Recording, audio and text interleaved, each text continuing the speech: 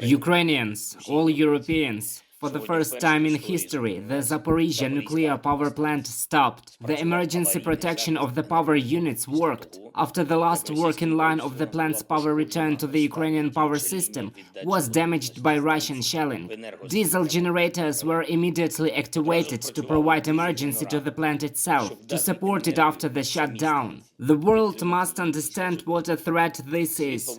If the diesel generators hadn't turned on, if the automation and our staff of the plant had not reacted after the blackout, then we would already be forced to overcome the consequences of the radiation accident. Russia has put Ukraine and all Europeans in a situation one step away from a radiation disaster.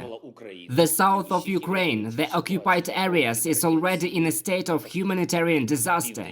In addition to all the evil that the occupiers brought there, electricity, water and sewage were cut off.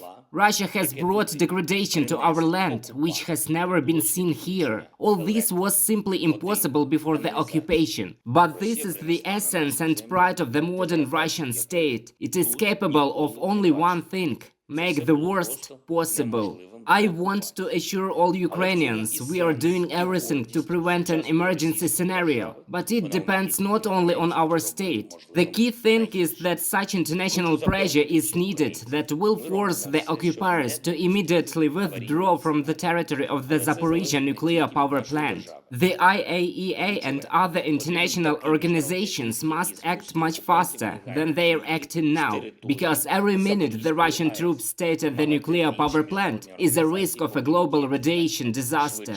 Of course, we are doing everything so that the world knows every detail of the situation at the Zaporizhzhia nuclear power plant. And in particular, on August 25th, I talked about it in detail with President of the United States of America, Biden. I'm grateful to him for understanding and fully supporting the need to return the plant under the Ukrainian control and provide for the IAEA access immediately. This can be done in a matter of days before the occupiers bring the situation to an irreversible point, and it's easier to do it now than later.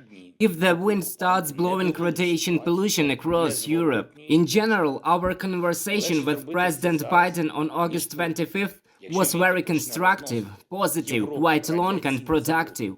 We managed to discuss all issues that are of vital importance for the protection of Ukraine and freedom. I thanked Mr. President and all the people of the United States for the defense assistance and for the tangible leadership in the macro-financial support of our state. On August 24th, President Biden approved a $6 billion package, 3 for defense assistance, 3 for financial assistance through the World Bank system. I expressed particular gratitude for the inclusion of air defense in this package. We can really achieve a situation when the Russian missile terror will be overcome after Ukraine receives NASAM's air defense systems. On August 25th, I also had a meeting with the Minister of Foreign Affairs of Italy, who was on a visit to Ukraine. I thank the Italian people, the President of Italy, and personally Prime Minister of Italy Draghi for his principles in the defense of a united Europe. Mr. Draghi became one of those European leaders whose determination and personal morality made it possible at a critical moment to strengthen Europe and protect normal life on our continent. We discussed the expansion of cooperation between our states and Italy's experience in strengthening security, in particular energy security. By the way, due to Russian gas blackmail, gas prices in Europe today have already exceeded its level of $3,300 per 1,000 cubic meters. And this Russian anti-European policy is truly destructive, but in a strategic perspective, for Russia itself. There will no longer be such a player on the European energy market as Russia. Of course, now the situation is very dangerous, very acute, but most European countries have approached energy issues very responsibly and are doing everything to adapt to protect themselves. If someone in Russia thinks that they will bring Europe as a whole or Ukraine or other individual country to their knees this winter, then this is a miscalculation. I believe that Europe is strong enough to correct the mistakes of the past, to become independent from the Russian energy system, from Russian energy carriers, and not to give into the blackmail of energy terrorists from Gazprom. Ukraine is closely coordinating actions with its partners in these issues as well, in energy issues. The government of Ukraine, our state-owned companies are doing everything to ensure that we are ready to go through this winter season, which will indeed be the most difficult in our history. And we are now in such circumstances when it is already clear that the enemy will not achieve its goals.